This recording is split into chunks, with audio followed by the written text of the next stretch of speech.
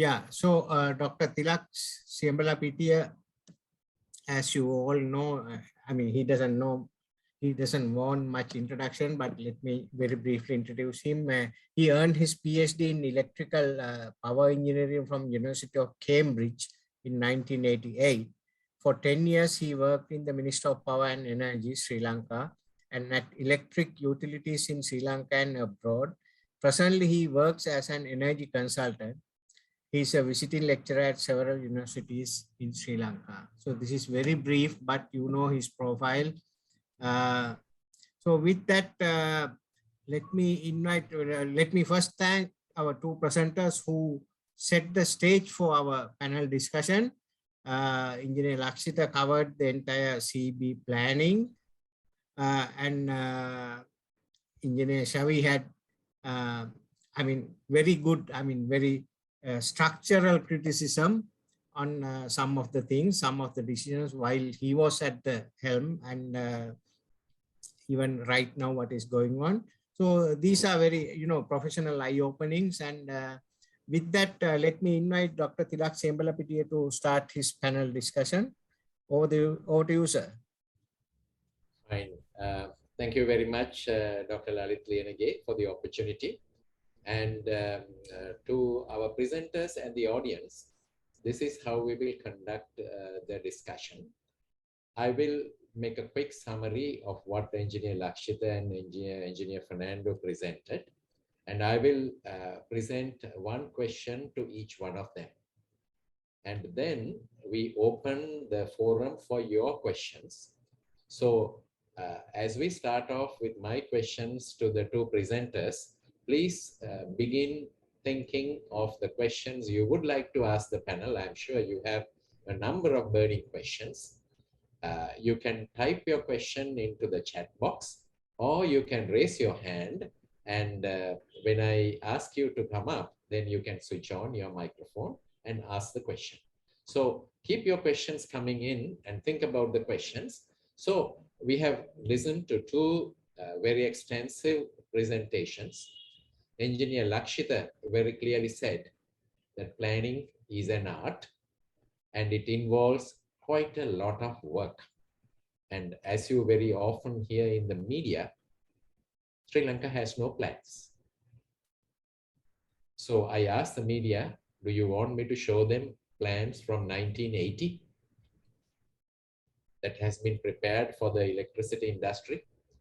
So as we look into the future, Lakshita explained the strategy that the planning team of CEB is working on and the methodology that is being followed to provide an answer to the government's question as to when and how and where the renewable energy development will happen and how to prepare the grid to accommodate renewable energy.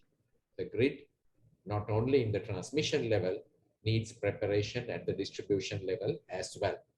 So I'm not going to repeat anything that Lakshita said.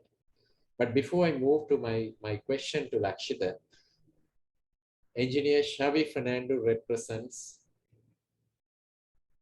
very clearly, he explained the pitfalls in the decision-making system that we have had. Very particularly, the recent past, the start and stop, red light and green light, red light and green light, or the other way about, I would say green light and red light on specific projects, and the ambiguities that exist in documents even today. For example, the government manifesto is very clearly interfered with by somebody who spoke only English, and the Sinhala version stood. So Engineer Shavi Fernando has explained very clearly what has happened, and lessons from the past are of value if you make them lessons for the history, and if you do not make the same mistakes in the future. So I believe whatever targets that are given, once they are elaborated with a plan and agreed upon, the decision makers, whatever political alignments they are, and most importantly, the instrument that was set up in year 2009 to be the insulator between the politician and the professional, that is the Public Utilities Commission. And the Public Utilities Commission would do its job and would not turn back and say, no, no, you can go back to less than 70% of renewable energy target. So having said that, let me ask Lakshita one question.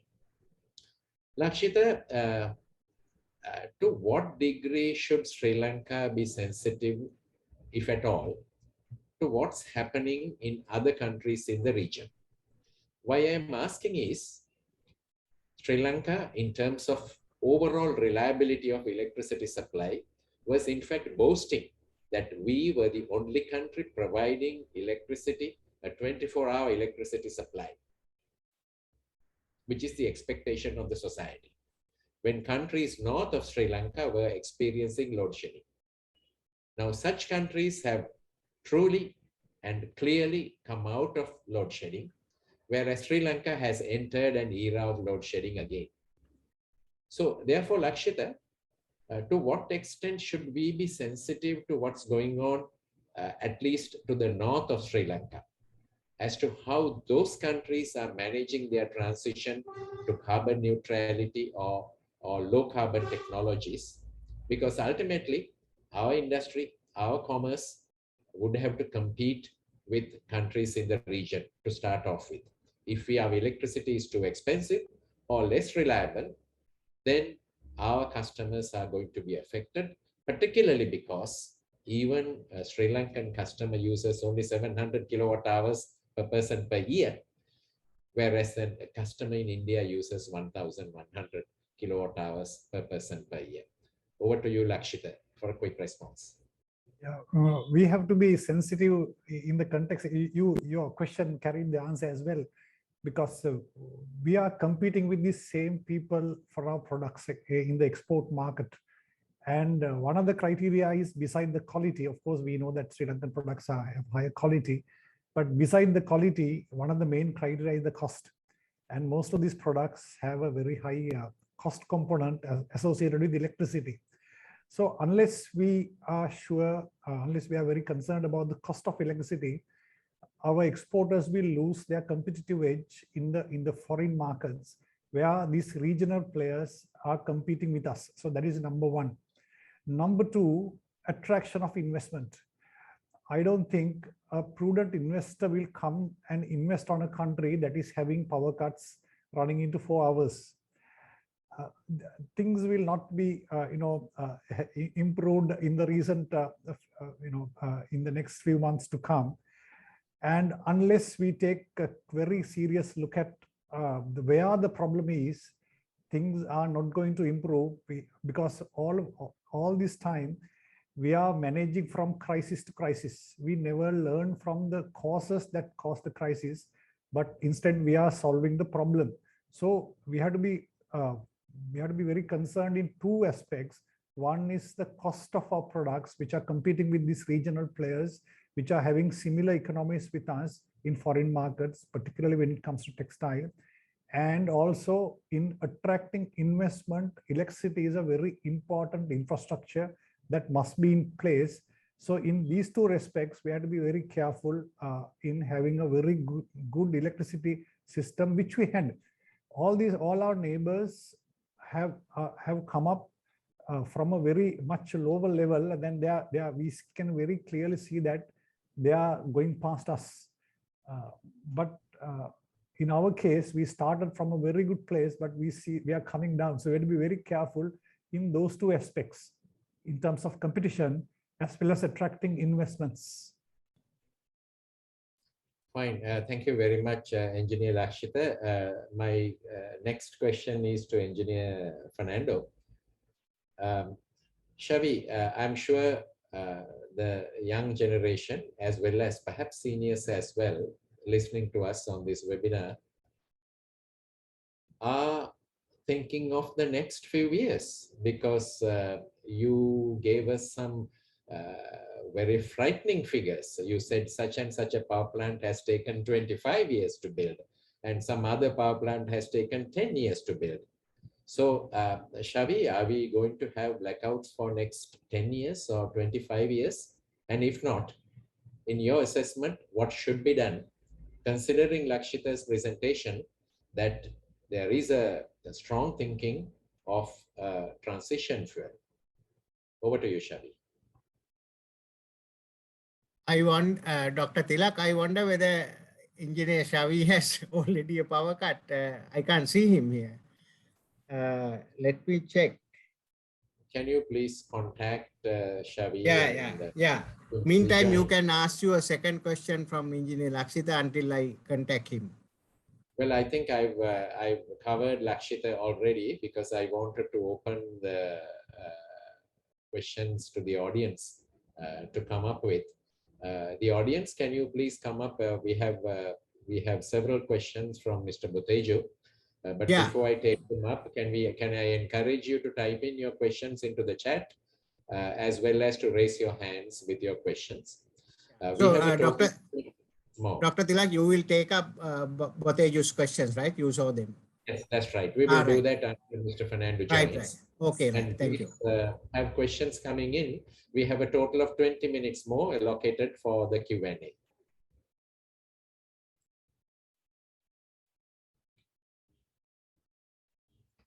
Fine, we will take Mr. Botejo's question. Let me summarize it. I guess the best person to answer this question is Engineer Lakshita himself. Perhaps Mr. Fernando can join in. The summary of the question is, don't you think that we need a stronger authority of the style of the Mahaweli authority in the late 1970s and early 80s, going into the mid 1990s as well, which had all the legal powers on matters inclusive of land, and the best professionals attracted to work in the Mahaweli authority, which finally resulted in the implementation of the accelerated Mahaweli project, which was targeted for 6 years, but ultimately completed, in my assessment, in 10 years. So I may just tell you an anecdote about the quality of people who were operating who were managing the Mahaweli project. I remember meeting the secretary of the Ministry of Mahaweli Development, and he was a person, he was an engineer, and he was a person who could make a 1-hour presentation off the cuff, no notes, using the traditional 35mm slides to a visiting delegation about his project. And he was so confident and so thorough of what was going on with his project. So with that background, may I put that question to Engineer Lakshita? Do you really think that we need a more powerful and empowered authority of the style of the Mahaweli authority if we are to make this challenge? And in a recent webinar, I remember somebody saying that the accelerated Mahaweli project was only a $1 billion project. And here, over the next 8 years, we are certainly talking about several billions of dollars of investment in the renewable energy industry. Over to you, Lakshita. When it comes to powers, I have not gone through the Mahaweli Authority Act, but if you think we need powers to go for renewable, look at the Sustainable Energy Authority Act. It has all the powers given. It is not the powers, but we don't have the power to execute the power that is given to us by the Parliament. If you go through the Electricity Act, if you go through the CEB Act of 1969, it has a lot of powers given to the public officers written. If you know administrative law, the purpose of giving a power and a duty to public authority is to exercise it. But I don't want to go into detail because I'm still working, unlike you all have retired. I'm still being a state official. I have my limitations in answering that. But if what you are referred to are by powers given by statutes, there is enough powers given by statutes in the Sustainable Energy Authority Act to develop renewable energy, even up to the extent of declaring that any renewable resource in the country belongs to the Republic. If you have a renewable energy resource in your land, and if anybody want to develop it, you cannot deny it because the renewable energy resource belong to the Republic as per the Sustainable Energy Authority Act. So powers are there but why we cannot execute it is a different story, which I don't go into. Again, comparing with the Mahaweli, of course, we know that it's a success story, but the difference between Mahaweli and now is that, remember, when President Jayawardena decided to accelerate the Mahaweli, the entire Mahaweli master plan was ready. It has been developed over decades. True, it was to be executed in 30 years, but our entire thing is ready. But now we have policies where no thinking has been done, no studies has been done. Now only we are putting pieces together to develop a strategy. Even as Mr. Shabi Fernando said, there, excuse me, there are about 5 different policies thrown at us during last few years. But at the rate at which these policies are given and issued, I don't think we can come up with any plan. Forget about having a master plan. For example, I will tell you one simple example. We are going to have an interconnection with India, and we have done all the studies, and we have even identified the interconnecting point from India, the converter station, which is to be located at New Habarana. All these land routes are finalized, everything is finalized. But then came the 70% policy, and with the 70% policy, now we see that we have to go for a 400 kV backbone network. If we go for 400 kV backbone network, I will have to take 400 kV supply to MENA, in which case there's no point in me bringing an HVDC line right up to Habarana, because the converter station has to be in MENA. So every time when the policies are changed, significant changes are required to be done to the plans to prevent assets from becoming redundant assets. So with the Mahaweli, we had a clear plan, clear master plan. It's only up to the execution of the plan, which I think that government, all credit must be going to that government. They have done all the thinking, I think, while they are in the opposition. They simply came up and execute the plans that they had. But as for this new renewable policy, unfortunately, we are devising our plans. Remember, I told you the 70% policy guideline is issued just last month. It has been, various numbers are on the air, whether it is 80% or whether it is 70% clean, or whether it is 70% renewables, or whether it is 50% renewable. In a scenario of policy uncertainty, there is no way that we can go for a target. So Mahaweli is a story that we really feel jealous about, but the success story is because we had clear plans, clear master plans prepared starting from 1940s to 1950s. So things are quite different now. Maybe the caliber of people also may be different, but it's not so much the powers given by the statutes on paper, but it's mainly the planning and the consistency of planning and the consistency of policies. Lakshita, before we move to Shavi, can we assist our audience to understand the magnitude of the problem? So in a very simple way, one way I think we can look at is, say, Sri Lanka's electricity consumption is 15,000 gigawatt hours. And by 2030, it is likely to be, let us say, 25,000 gigawatt hours. So 70% out of that, let us say, is 15,000 gigawatt hours. And last year, how much of renewable energy did we have on the system? Perhaps 6,000. So can we assist the audience to understand the magnitude of the task in terms of the quantity of energy, the corresponding capacity of renewable energy to be installed, not forgetting that renewable energy assets, particularly solar, has a relatively lower capacity factor. So which means in terms of megawatt, it's quite a lot. Also, an idea of the quantum of investment. Can you, Lakshita, give us an idea of the quantum of energy, capacity, and investments that have to be done between now and 2030 to achieve this target? I can give you the numbers because the anticipated demand of electricity in 2030 is 28,000 GWh, out of which the 70% needs to be renewable. there are three main challenges in going for this target. It's not about going for 70%, but the problem is going for 70% in 2030. That is the problem. We can go for 70% somewhere down the line at the optimum speed, but the 2030 is the big problem. There are three major challenges. One challenge is the technical challenge. A lot of people think that we are worried about the technical challenge. Not so much.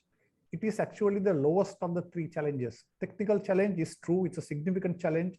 There are a lot of unknown territory. There are a lot of problems, but we can take care of it. We are engineers. We are here to give solutions. But there is a massive implementation challenge. For example, if we are to go for the renewable energy lineup that we have lined up to achieve 70% of renewables by 2030, from year 2025, every 2 years, we need 300 megawatt wind farm size wind farms, three of them, once in every 2 years. You know the problems of going for one single 100 megawatt wind plant in Mena. We have to go for three of those once in every 2 years. It's a massive implementation challenge. I think people who know that the first large ground-mounted solar project is Siyambalapitiya, 100 megawatt. From 2017, a Sustainable Energy Authority is struggling to get land. Still, they are not procured. So there is a massive implementation challenge. We have to understand the ground realities of the country before going up with targets. Number two, it's a massive financial challenge as well. Because, for example, if we to generate the same energy that come from a 300 megawatt combined cycle power plant, equal number of energy units from a solar power plant, we need 1000 megawatts. 1000 megawatts of solar will give the equivalent energy coming from 300 megawatt firm capacity combined cycle power plant at 70% plant factor. That means we need to transmit 1000 megawatts instead of 300 megawatts. So your transmission network has to be very high capacity now to get the same energy.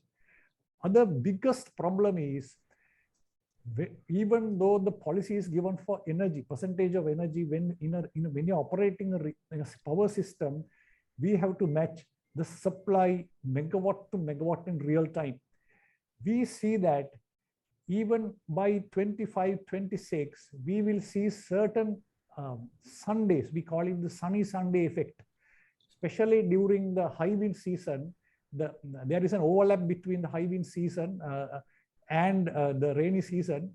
During certain Sundays, the total demand the total generation from solar and wind will exceed the demand.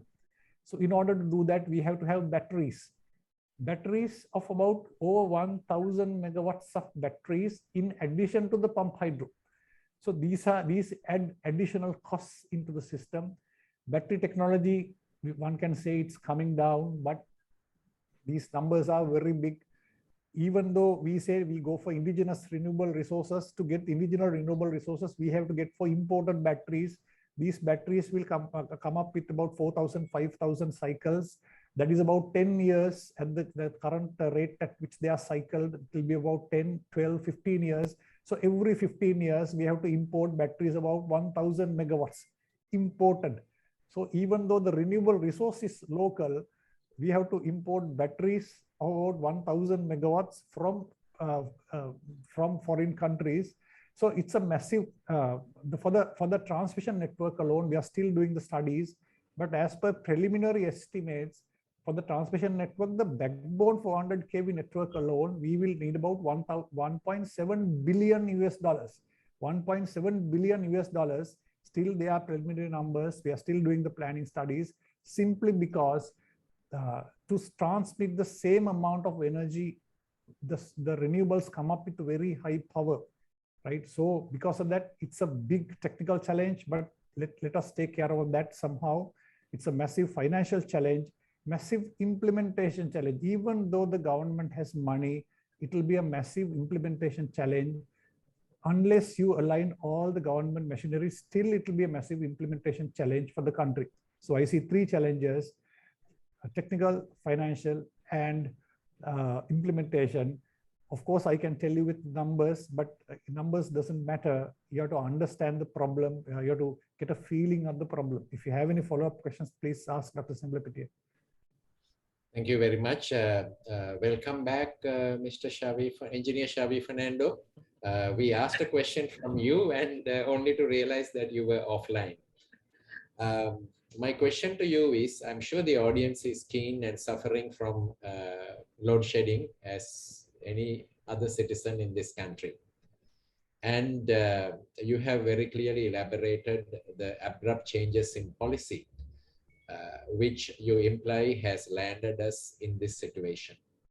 So considering that the planning team of CEB is working on a comprehensive plan and an implementation schedule, what should we be doing now, at least to come out of this situation as fast as we can in the midst of chasing a target of 70% of renewable energy? What exactly should be done? I don't think I need to say anything more than what, sorry, yeah, you hear me, right? Than Yes, what Lakshita said. But I must elaborate on what Lakshita said just now and also take it up with what I have been saying about doability of this plan. For one thing, even if we want to go for 70% renewable, let's be serious about it. I have been hearing, yes, we have said that 70% renewables is required. But when it comes to, let's say, LNG or whatever, let's also pursue LNG. So somebody raised this issue and they said, no, nobody has any answer. So are we running with the hare and hunting with the hound? This kind of double gaming should stop. If you are very serious in going for 70, which is very good for the country by itself, because at least we'll be cushioned from fluctuations of dollar price and all those things, and dollar scarcity and everything. Okay, we'll have a very independent, self-sufficient, indigenous, homegrown solution. I say, even if you don't forget about the large batteries that Lakshita was talking about. I hate batteries. I'm teaching about batteries. I know what batteries can do and what it cannot do. Let's try to find anything else, also with limit of batteries, somehow to manage this system and come out of these problems that we're having technically. At least to try to, let's say, the next 5, 6 years, let's get going. But my worry is, unless you have at least these LNG plants working, the renewables will not work. Let's accept that fact. So it's a combination. I always say, I think, I don't know whether Tilak, you said that, we require everything possible, including the renewables and the thermal backups. But we don't need to say Engineer anything more to this Fernando, electric audience, Yes, Mr. Mayura Boteju, who is in the audience, says that the blue transition phase is not required. LNG is not required, and it is a high-risk option and not necessary. So what's your answer to that? Are we going to have a reliable system? Let him do that. I am not there. Okay. All right. Thank you. I will move on to another question from the audience. Sorry, Engineer Lakshita, I have to put this question to you. The question is about the business lobby. Let us be open about it. Do you think the business lobby will be happy about CEB strategies on RED, MAP, Red Map, and whether they will try to change it again, just like in the past? How are we going to ensure that history does not repeat? There's a related question from Dr. Asanka Rodrigo, but let's come to that in a moment. The impact of the business lobbies in changing policies or perhaps chasing behind projects and getting priorities, including projects as well as pricing for their renewable energy projects. Engineer Lakshita. One thing you have to understand is our Red Map is business model neutral. It doesn't talk about the business model. It doesn't say, because now I think it appears that it is the competitive tendering that the business lobby, very surprisingly, I don't know why business lobby doesn't like tendering, but it seems that certain quarters of the business lobby doesn't like tendering. But red map is business model independent. Irrespective of whether you go for feed-in tariffs or whether you go for tendering, the renewable energy expansion must be a controlled development, controlled by the planners, controlled by the utility. It cannot be driven by the developers. If we simply allow the developers to drive the renewable energy expansion and the transmission development, it will be like the proverbial pathola mess. Every time people will come up with projects all right around the country, ask for interconnection. I have to give interconnection for all these projects, and you will have power cuts, not 3-hour duration, but hereafter 3-4 years down the line with all these instabilities, the things will be much simple, easy to see. We only have to announce the period where you have supply, not the periods that you don't have supply if you go at that rate. So one thing, our red map is business model neutral. Other thing is, I also saw the Dr. Asanka's question in the chat. He's a very knowledgeable person about these all these things, he being in the DG seat of SCA. This is why I said everybody must be aligned to the strategy and accept what the strategy is and then start executing, rather than allowing every person to come up with different actions. People are now come up with projects, people are now come up with actions, exactly what Dr. Asanka had indicated in the chat, that they think is the best way to move forward. Everybody is pulling in different directions. Utility has a different strategy. Utility planners have a different strategy. Ministries have a different strategy. We must understand whose responsibility it is to look after the network, whether it is the responsibility of engineers, or whether it is the responsibility of administrators, or whether it is the responsibility of those who are in the finance ministry. So each person must understand its respective role. Every person has a role to play. Planners should do the planning. They are not up, it's not up to them to do the policy or going for finding finances. It is up to the people who are finding finances to do that part, rather than changing our plans. That is exactly what is happening now. When we, for example, in 2020, in November 2020, we put a 190 megawatt project parcel to be tendered, because since when we have to follow the government then the procurement process, we cannot do it. We have to go through it through certain ministerial and other agencies. Unfortunately, it had not come up from these particular agencies, because everybody tried to pull this whole thing in different direction. That is why we must come up with a single strategy, get it agreed. I don't say that everybody needs to agree with the CEB strategy, but CEB strategy is clearly based on principles and logic. But finally, all government agencies must be aligned to a single strategy, or else we cannot prevent this whole process being driven by investors and those who are with vested interest. So all these questions are quite valid questions. I'm waiting. For example, we have got the agreement of CEB management to this the strategy I have presented. Fortunately, the secretary had shown a lot of interest. She had already understood. She had already came to know part of it. She's very interested about it. So if we can get the ministry aligned to it, and even the president, to that matter, I don't know whether you know, I presented part of this red map concept to His Excellency the President, not as an official, but I was facilitated by the Engineers Union during one of their visits to go and meet the president. He was very impressed. So I think if we present it properly, we can get the blessings of people, honest people. We can get the people, real business people. I don't think will have any opposition to the plans that we present. The people who are actually want to do real development. We have very good developers in the country. We have very good renewable energy entrepreneurs in the country. If we, I don't think they need to be worried about the red map, because they get a lot of opportunities. But its future, I don't know. We can only come up with plans. But there is a limitation to the extent that we go as officials. So let's hope in the next week or next couple of weeks, I'm going to take this forward.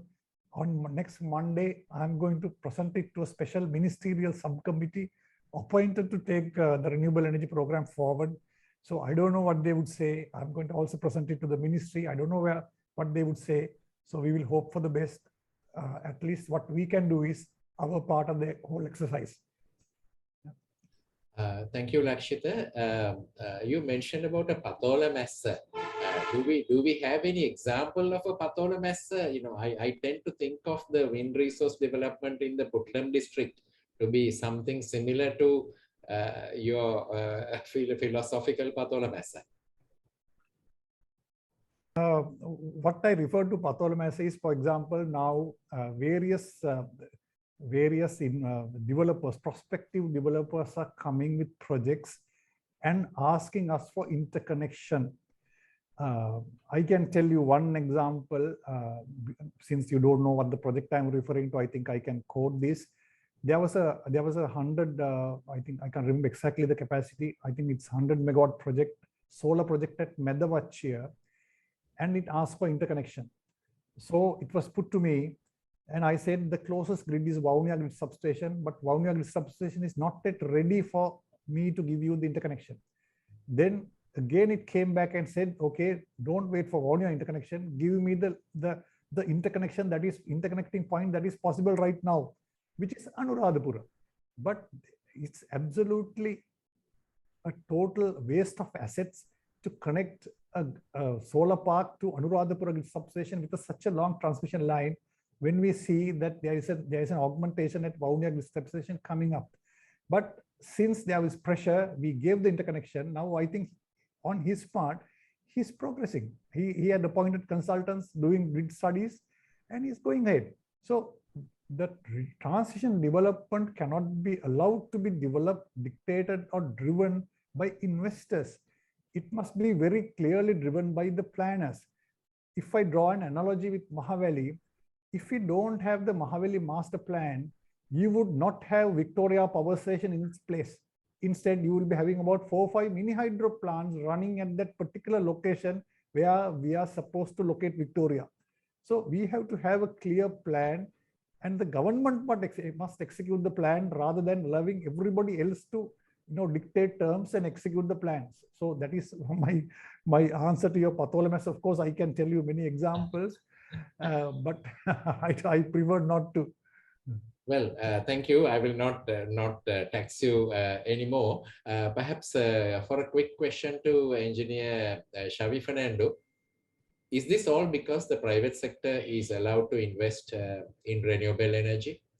What if, like Mahavali, there was no private sector, government decides, government plans, and government finds the money and builds the power plants so that the system is very close to optimal?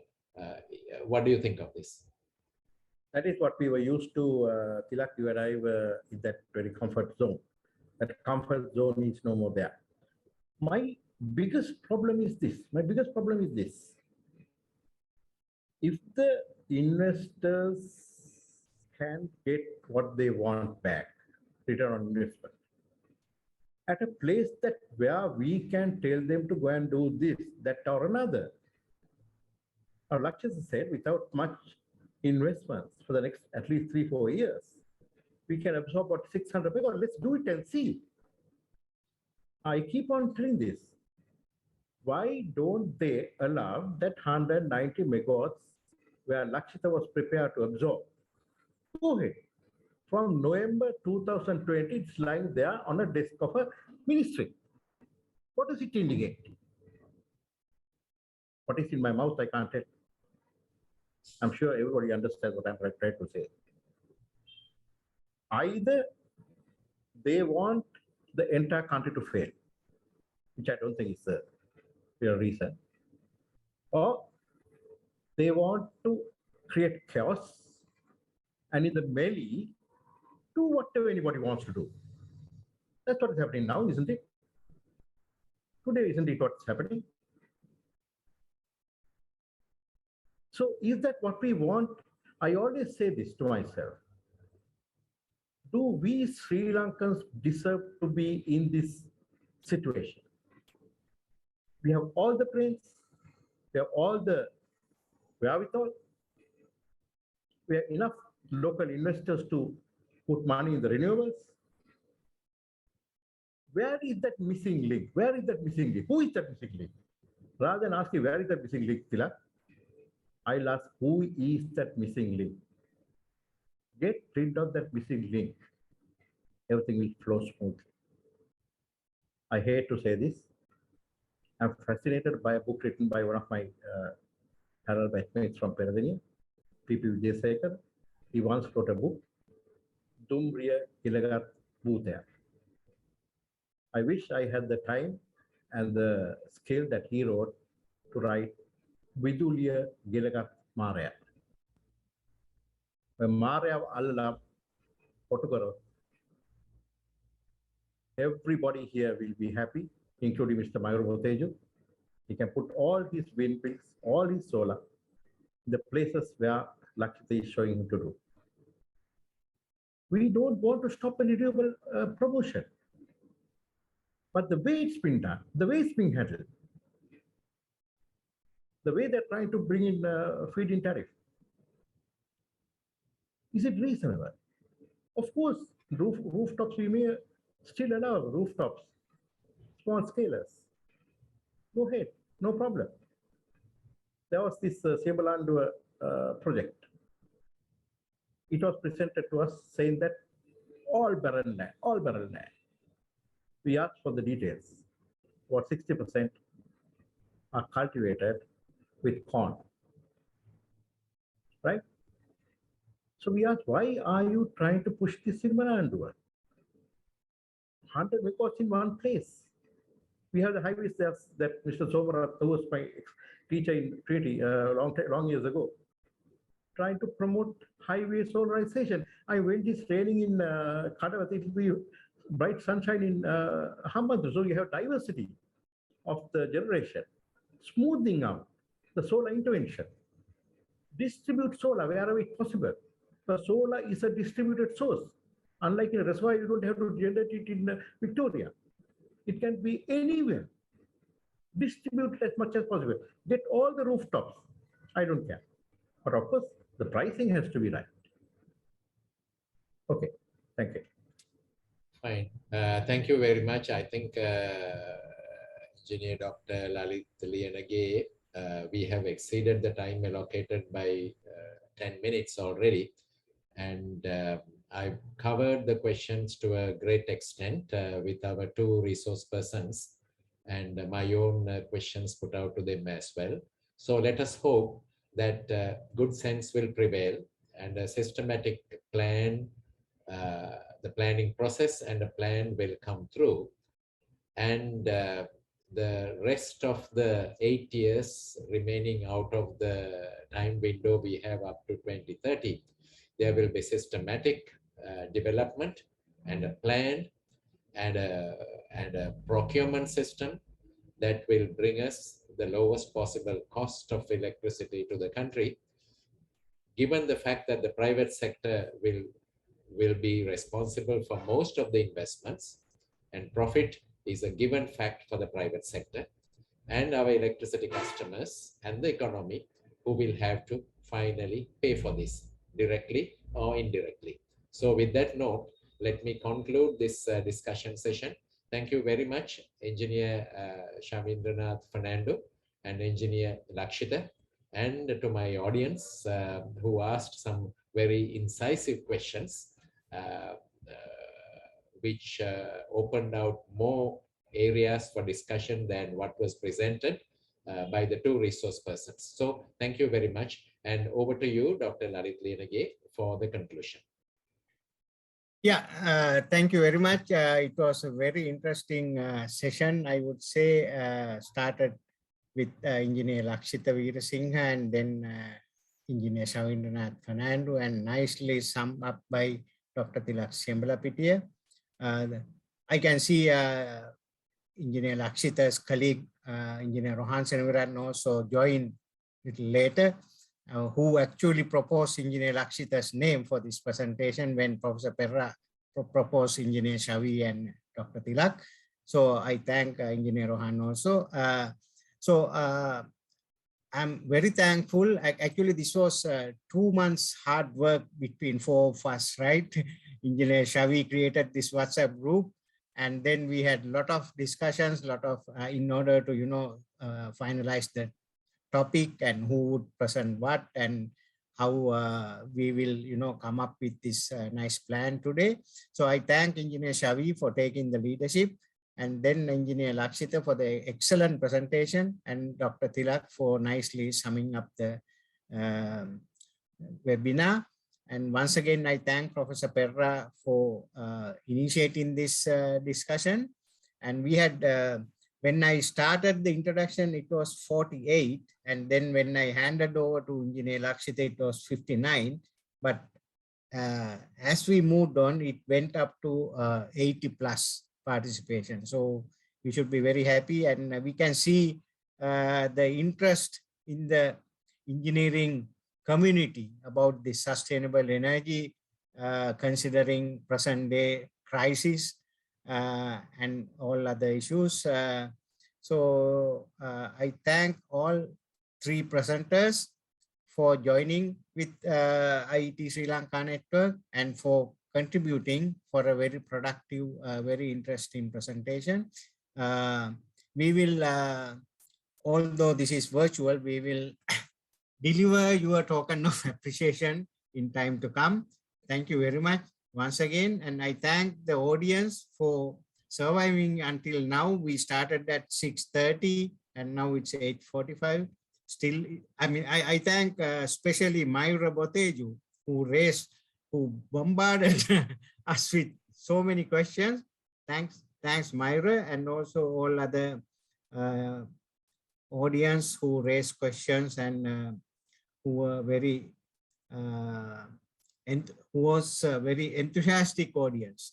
So thank you very much once again, and I wish you a good night. As I said, we will compile the outcome of this discussion as a kind of a paper, and we will proceed with the relevant audience. So thank you very much once again. Professor Perra, you want to say one last? Well, thank you very much, Jimmy. I was listening, but I put in a small chat, but it didn't come up.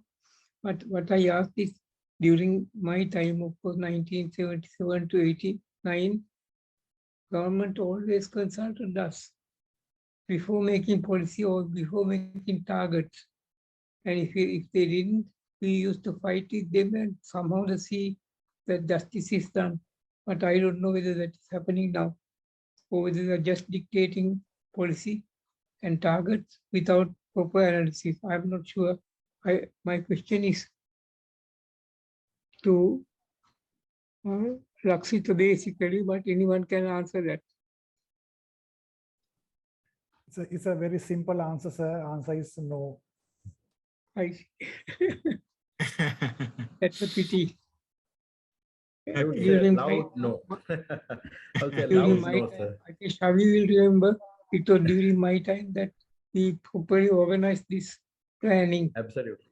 Absolutely. and they restricted us a lot, and we always, of course, we took environment also into consideration. At one time, we tried to quantify the environment cost also, which we didn't succeed in that. But government just listened to us, or else, of course, I was secretary of the ministry, I would fight for the ministry to have its way, because we knew it was correct. Environment also played a part, but environment was considered a constraint, barrier which we couldn't break. Okay. It's it. But now environment is, I don't know what is happening with this. Thank you. Thank you very much. Thank you, sir. So we should thank CEB also for not kind of disturbing us Yes. throughout the session. During. Some of may have got disconnected, but I think majority were, Yes. with the connection. So thank you very much once again. On behalf of IET Sri Lanka Network, I wish you a pleasant evening. Thank you very much. Thank you. Good night. Good night. Good night, everybody. Thank you Good very night. much, sir. And I thank the speakers and the moderator, all three. Very good job. Very Thank well you, sir. done. Thank you. Thank you, sir. Thank you very much. Bye. Good night. Good night. Good night. Good night.